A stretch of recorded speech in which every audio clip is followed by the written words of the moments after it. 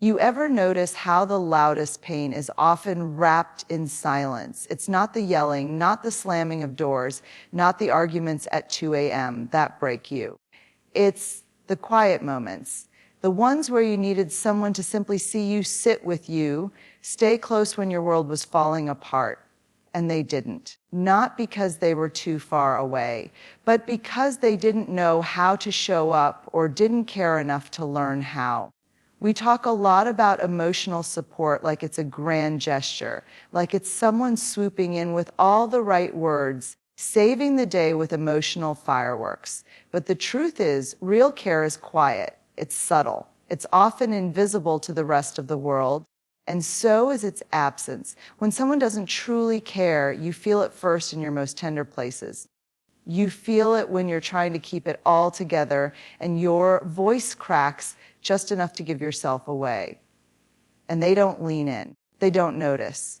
Or worse yet, they notice and they choose to stay silent. It's in those moments that your nervous system starts screaming, "I'm alone." And not the good kind of alone, the peaceful, recharging, healthy kind. No, it's the kind of aloneness that wraps itself around your heart like a slow constriction. Because being physically close to someone while feeling emotionally abandoned is one of the most painful kinds of loneliness there is. People who don't truly care will sit next to you while your eyes fill with tears, and they'll keep scrolling. They'll hear the shake in your voice and ignore it, not because they're bad people, but because you aren't a priority in their emotional world. Your pain doesn't register as a call to action for them. It doesn't stir them. It doesn't inconvenience them enough to make them pause. And you start questioning yourself. Maybe I'm too sensitive. Maybe I expect too much. Maybe they're just not good at emotions. You convince yourself that your pain is too complicated, that your needs are too much. That love should be more patient, more tolerant, more understanding. But what you're really doing is shrinking. You're shrinking your need for comfort. You're shrinking your right to be seen. You're making yourself smaller and quieter, hoping they'll hear you even though you've stopped speaking. And you know what's tragic? You start interpreting their lack of response as your own unworthiness, as if their absence proves that you're somehow not worth showing up for. But let me say this as clearly as I can. You were never too much. You were just giving your heart to someone who didn't know what to do with it. The P-Rock, the people who care don't always have the perfect words.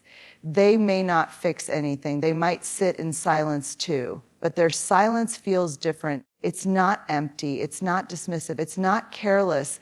Their silence holds space for you. It wraps around you. It anchors you when you're unraveling. But when someone doesn't truly care, their silence feels like a door being slowly closed. Each time you need them and they don't show up, the gap between you grows a little wider. And eventually you stop reaching for them, not out of bitterness, but out of exhaustion. Because there's only so many times you can cry in front of someone who doesn't flinch before your body learns it's safer to cry alone. Let's talk about presence. Womb presence means being in the room, but anyone who's ever felt invisible next to someone knows that's a lie. Real presence is a felt experience. You can feel it when someone puts their phone down, makes eye contact, softens their voice, and says, "I'm here." You don't have to do this by yourself. It's not big, but it's everything. And when that's missing, when someone doesn't meet your vulnerability with gentleness, when they look at your pain and turn away, it doesn't just hurt. It leaves residue. It creates this emotional that builds up inside of you. You start thinking maybe vulnerability is dangerous. Maybe opening up is risky. Maybe connection is always one-sided. But that's not the truth.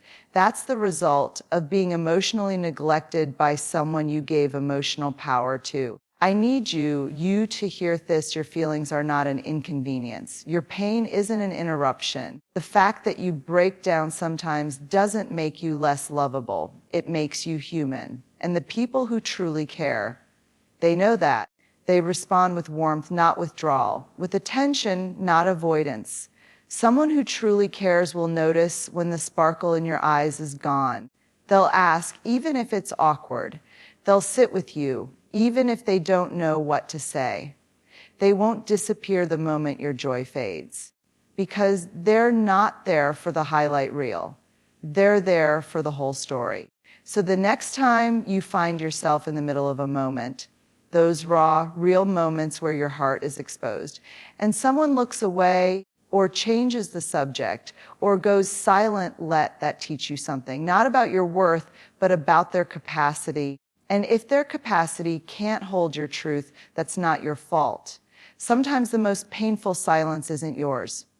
It's theirs. The one they use to build distance while you're trying to build connection. The one that echoes louder than words ever could. You deserve someone whose presence isn't conditional on your happiness. Someone who doesn't just tolerate your pain, but honors it, holds it, stays when it's messy, listens when it's inconvenient. And if that's not what you're getting, maybe it's time to stop shrinking. Maybe it's time to stop asking for crumbs. Maybe it's time to walk away from people who can't see you, even when you're right in front of them, because your silence deserves to be heard too. There's a certain kind of betrayal that doesn't come from outright lies or abandonment. It comes from being made to feel like your pain is an overreaction. You open up. You share the thing that took courage to speak out loud. And instead of being met with compassion or curiosity, you're met with a sigh, a half smile, a comment like, "That's not that big of a deal," or "You're being too sensitive." It's subtle, almost polite, but it cuts just as deep as cruelty. People who don't truly care have a way of minimizing what wounds you, and they do it so gently sometimes that you second guess yourself. You replay what you said. You question your memory. You try to convince yourself that maybe it wasn't that serious. Maybe you are being dramatic, and that's how emotional disconnection gets normalized. When someone downplays what hurts you, they're not only invalidating your emotions, they're sending a messaging your experience doesn't matter here. And that's the kind of message that doesn't just sting in the moment. It lingers. It embeds itself in your nervous system. It becomes this quiet voice that tells you to stay silent next time, to keep things to yourself, to be more rational or reasonable, even when your heart is breaking. You become your own editor, censoring your reality so you can be more digestible to someone who never even bothered to truly see you. And maybe that's what hurts the most, not the lack of agreement, but the lack of effort to understand. Because when someone truly cares about you, the gray rock, they don't need to fully relate to what you're feeling to honor it. They don't need to analyze or solve it. They don't need to agree with your entire perspective. They just need to be present. To let you know, I hear you. I believe you. What matters to you matters to me. That kind of care doesn't feel like a debate. It feels like safety. But when someone minimizes you, you start to internalize the idea that your pain is inconvenient, that your struggle is excessive, that maybe, just maybe, you're the problem. And that's the most dangerous lie of all. You don't just stop talking about what hurts. You start suppressing what you feel altogether. You build a version of yourself that seems more acceptable, more easy to be around, more unbothered. And people praise you for being resilient, for being chill, for letting things go quickly. But inside, you're carrying all of it. You're still wounded. You're still holding the tension of things that were never resolved, just buried. And it's not weakness that makes you feel it deeply. It's not fragility that brings you to tears over things others brush off. It's your humanity. It's your sensitivity. It's your capacity to live fully and to care deeply, even when the world around you tells you to toughen up, to move on, to stop making everything so emotional. People who truly care will never ask you to be less of yourself so they can be more comfortable. They'll never turn your pain into a punchline. They'll never gaslight your sadness. They'll never wrap your most tender moments in apathy and call it love. Because love doesn't minimize, it magnifies what matters to you. It leans in when you're hurting. It slows down when your voice shakes. It listens harder when the words are hard to say. So when someone dismisses your feelings, when they make you feel silly for being honest, when they twist your vulnerability into a flaw, you have every right to pull back. You have every right to question whether that space is emotionally safe. You have every right to say, this isn't okay with me. And maybe the most powerful thing you can do is to stop trying to convince someone that your feelings are real. The gray rock. You don't need to defend your emotions to someone who's already decided they're not valid. You don't need to explain why it hurt. You don't need to repackage your pain in smaller, quieter pieces so they'll finally care.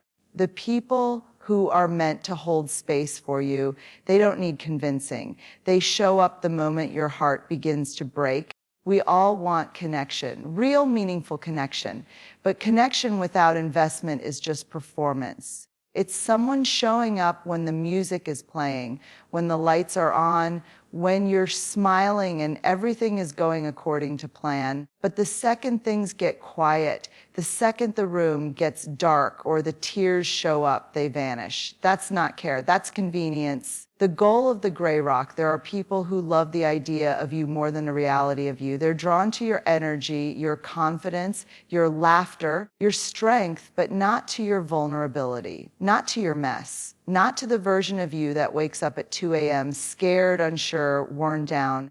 They like the highlight reel. They're invested in the version of you that shines, but they're not invested in the work of actually knowing you, not in the staying kind of way. And that kind of connection might feel good at first. It might even feel exciting. But over time, it leaves you empty because something deep down starts to ache. You begin to notice the patterns. They're there when you're celebrated, absent when you're grieving. The gray rock, they lean in when you're glowing, back away, you're hurting. And every time it happens, something inside you shrinks. People who don't truly care often do just enough to stay close, but never enough to carry weight. And you start mistaking their occasional attention as love. The gray rock. You convince yourself that their presence during your best moments must mean something deep, that their laughter with you means you matter. The goal of the gray rock. But real love isn't in the celebration. It's proven in difficulty because the truth is, it's easy to be around someone everything's going well. It's easy to say, I'm here for you, when there's nothing to hold. But when the cracks show, when you start unraveling, that's when you find out who's truly invested. And not everyone is. Some people will give you just enough to keep you hooked, but not enough to feel safe. They'll check in, but not really listen. They'll ask how you're doing, but change the subject when your answer isn't, I'm fine. They'll want your company, your attention, the goal, the rock, your energy, but they'll never show up when you're the one who needs. And that's the difference between access and intimacy. See, access is surface level. It's someone being around you, but intimacy, that takes effort. That takes emotional presence. That takes a willingness to say, I want to know the real you, even when it's hard, even when it's uncomfortable, even when it costs me something. It's staying for the hard conversations. It's remembering the things that matter to you. It's not needing a perfect version of you to show up in order to stay connected.